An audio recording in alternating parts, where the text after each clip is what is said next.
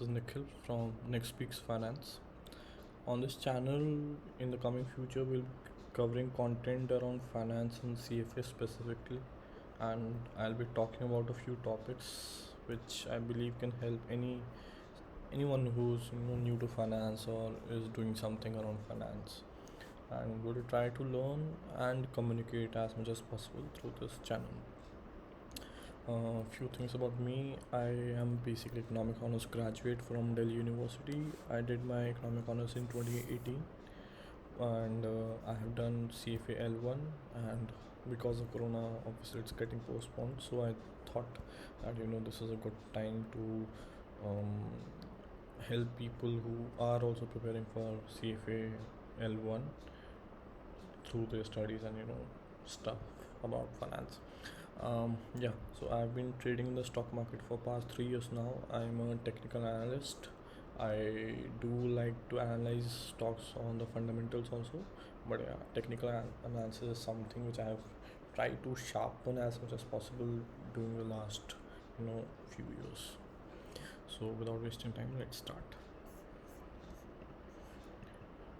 So first chapter that we would be covering would be from fixed income.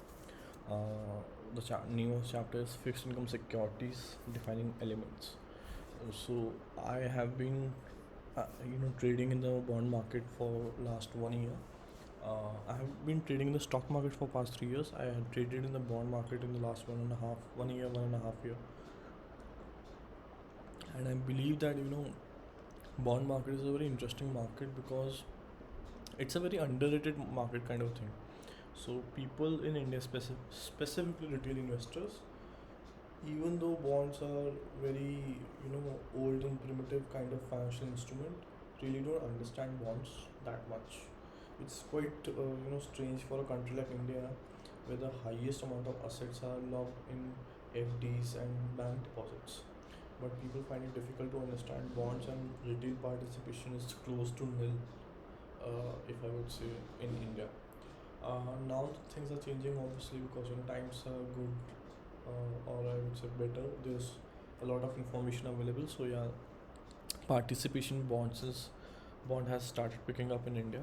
But yeah, before I would say like 2 साल पहले शायद कोई जानता भी नहीं था कि बॉन्ड्स में इन्वेस्ट कैसे करना होता है, और are there any bonds specifically available for retail investors.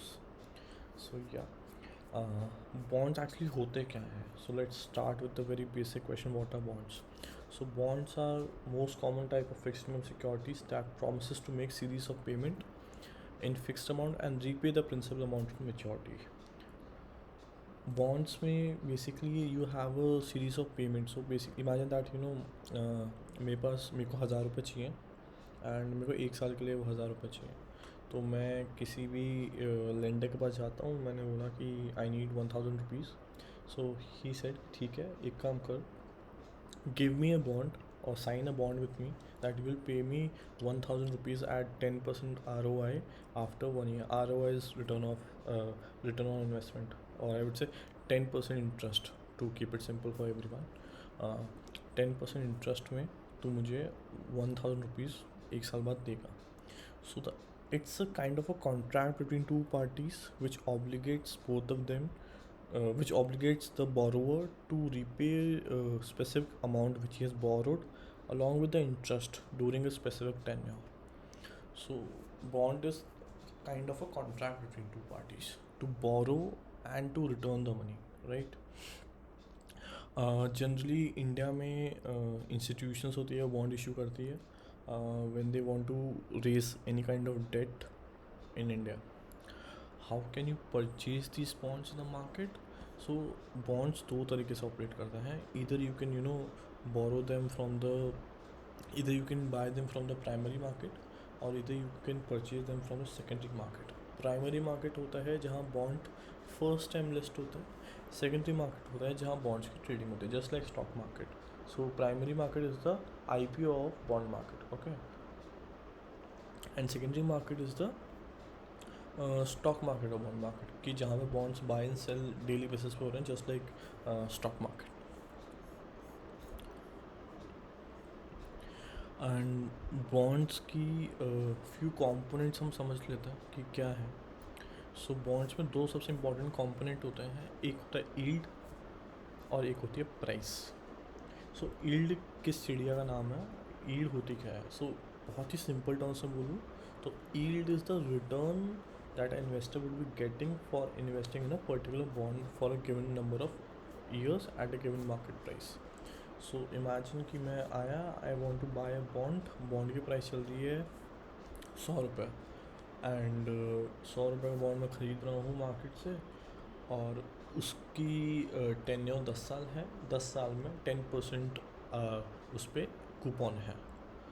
सो मेरा जो इफ़ेक्टिव रिटर्न आएगा that would be somewhere around 10%। So 10% is the annualise return which I would be getting, simple interest के टर्म्स में, from investing in bond. Okay, so that is yield is the return that you are getting from investing in a bond. एक बहुत ही important concept है जिसे हम बोलते हैं relationship between yield and price. So होता क्या है ना, एक टर्म में बहुत ज़्यादा यूज़ होता है कि there is a inverse relationship between yield and price, there is a inverse relationship between yield and price, but कभी किसी को समझ नहीं आता कि एक्चुअली क्यों है, why are price of bond and yield inversely related. So बहुत ही सिंपल टर्म्स में हम बिल्कुल फर्स्ट प्रिंसिपल बात करते हैं कि भाई अगर आज मैं मार्केट में कोई चीज़ लेने जा रहा हूँ, मैं उसके लिए एक सर्टेन प्राइस एक्स पे कर रहा हूँ, ठीक है। अब ये एक्स प्राइस में पे कर रहा हूँ तो मुझे कुछ कोई एक स्पेसिफिक ROI या यील्ड मुझे आ रही होगी सो टू से। तो मैंने अगर मान लो 100 रुपये का बॉन्ड लिया, 10% कूपन है और मेरे को यील्ड आ रही है 10%, बिल्कुल सिंपल है, कोई इसमें वनीला चीज़ है, ठीक है। अब इमेजिन करो कि सेम बॉन्ड है, सब कुछ सेम है, बट मैं अब उस सेम बॉन्ड के लिए मार्केट में प्राइस बढ़ गई, अब मैं सेम बॉन्ड के लिए मैं प्राइस पे कर रहा हूँ 105 रुपये, 5% मान लो इंक्रीज़ आ गया ड्यू टू सम रीज़न, कुछ भी हुआ मार्केट में। अब मैं सेम बॉन्ड के लिए 105 रुपये पे कर रहा हूँ। तो बहुत ही सिंपल चीज़ है कि अगर सेम बॉन्ड है, सेम चीज़ है, बट उसके लिए अगर मैं प्राइस ज़्यादा पे करूँगा तो नेचुरली यील्ड जो है वो गिरेगी। भाई जब जो चीज़ 100 रुपये की थी तब मुझे 10% दे रही थी, आज मैं उसके लिए 105 रुपये पे करूँगा तो नेचुरल है कि वो उससे कम मेरे को रिटर्न देगी। यील्ड मेरी कम हो जाएगी ना, क्योंकि मैं प्राइस ज़्यादा पे कर रहा हूँ, रिटर्न कम हो जाएगा क्योंकि मैं सेम चीज़ के लिए ज़्यादा दाम दे रहा हूँ। तो वही तरीका है, इसलिए ही कहते हैं कि यील्ड और प्राइस में इन्वर्स रिलेशनशिप होती है। अगर मैं आज मैं प्राइस बढ़ाऊँगा सेम कंपोनेंट की, सेम बॉन्ड की, बॉन्ड में कोई चेंज नहीं हो रहा, उसकी मैंने प्राइस बढ़ा दी, तो नेचुरल है जो मैं एक्स्ट्रा प्रीमियम पे करूँगा या एक्स्ट्रा प्राइस जो पे करूँगा वो मेरे रिटर्न को खाएगी, वो मेरी यील्ड को खाएगी, इसलिए यील्ड नीचे आ जाएगी। That is why we always say कि जो प्राइस है और जो यील्ड है उनमें एक इन्वर्स रिलेशनशिप चलता है, they are inversely related. This is a very important concept in the whole bond और fixed income that you will be reading throughout your level 1, level 2, level 3, because this essentially we know is the building block. This concept essentially is the building block for all the other things in the coming future for you. Okay. Now this a very important concept कि भाई bond तो मैंने ले लिया but, या bond मैंने देख लिया बट मुझे समझ में नहीं आ रहा कि बॉन्ड कौन सा अच्छा है। How to decide the goodness of a bond? तो बॉन्ड क्या होता है, जनरली रेटेड होता है। रेट से मतलब है कि देयर इज़ अ स्टैम्प, मतलब बहुत ही सिंपल टर्म से बोल रहा हूँ कि एक ठप्पा लगाए कि भाई ये bond relatively carries a low probability of default, this bond carries a relatively higher probability of default. This is done by rating agencies, and हर रेटिंग एजेंसी बॉन्ड को एक रेट देती है कि this is AAA bond, this is AA bond, this is BBB bond, so that an investor always is aware about the risk that he is carrying when he is investing in a particular bond. AAA bond का मतलब ये नहीं है कि वो bond ज़िंदगी में कभी डिफ़ॉल्ट करेगा ही नहीं, नहीं ऐसा नहीं है। A AAA bond can also default. It's just that the rating agency wants to tell the investor that the probability of default happening after investing in this particular bond is relatively less than a bond which is having a AA plus or AA rating or BBB rating or BB rating. So it's an ordinal concept of rating bonds, but rating doesn't mean that the bond can't default. It can default. In fact, if anyone who is aware about the market must be knowing that जब DHFL का default हुआ था और जब दीवाना like there was a total collapse. ILF is the biggest ever default in the history of NBFC. When that happened, ILFS was AAA rated company, but it defaulted. So there's no guarantee that a AAA rated bond can't default. It can. It's just that the probability of default is less. Also, there's a inverse relationship between rating and yield. इसका मतलब क्या है? इसका मतलब ये है कि अगर आज मैंने कोई बॉन्ड है, उसकी रेटिंग अगर AAA है, उसकी प्रोबेबिलिटी ऑफ डिफ़ॉल्ट नेचुरली कम हो गई फॉर द इन्वेस्टर,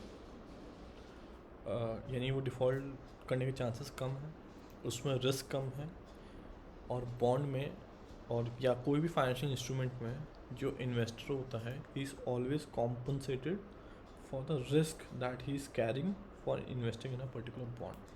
कहने का मतलब, अगर जिस चीज़ में रिस्क ज़्यादा है तो उसमें मेरी रिटर्न एक्सपेक्टेशन भी ज़्यादा होगी एज ए इन्वेस्टर. जिस चीज़ में रिस्क कम है उसमें मेरी रिटर्न एक्सपेक्टेशन भी कम होगी एज ए इन्वेस्टर, क्योंकि उसमें रिस्क कम है. Investor in any financial instrument is always compensated only for the risk that he is carrying. So AAA bond में सबसे कम रिस्क है.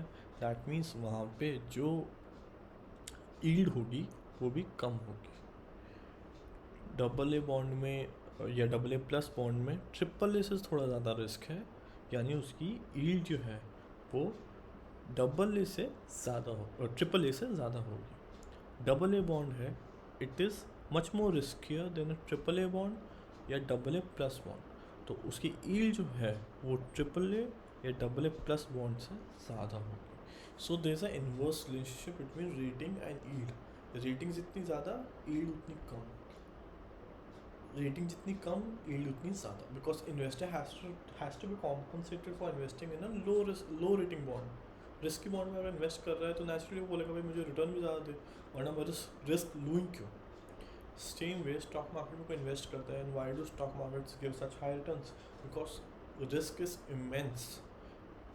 There is the highest amount of risk that someone is taking by investing in the stock market. Because believe it or not, people have wiped up their wealth entirely in a day or so. It happens a lot with the people who trade in the bond market. एक दिन में पूरा पैसा गायब, और या ऐसा भी होता है एक दिन में करोड़पति. So market can go either way depending upon what you do, right? So ये रिलेशनशिप है बिटवीन यील्ड एंड रेटिंग. ठीक है, जितनी ज़्यादा रेटिंग उतनी कम यील्ड. रेटिंग यूजली इंडिया में जो रेटिंग एजेंसीज हैं वो है ICRA, CRISIL, India ratings. Brickwork is also one of the rating agency. Yeah but ICRA and CRISIL are the two top most rating agencies, but relevance इनका है नहीं इतना कुछ, I would say, because at the end of the day no one is making any substantial contribution to the world of finance. Rating agency जब जागती है, जब सब कुछ डिफ़ॉल्ट हो गया होता है, everything is out there in the market, right.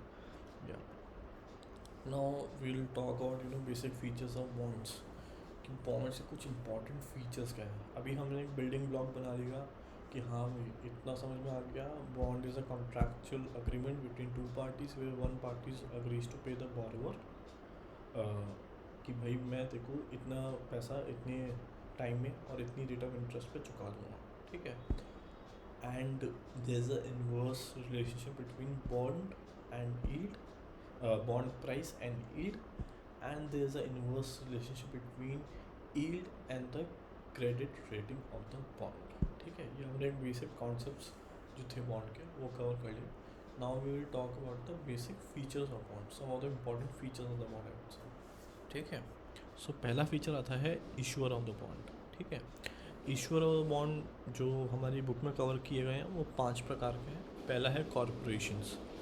There are several corporates who try to raise funds from the market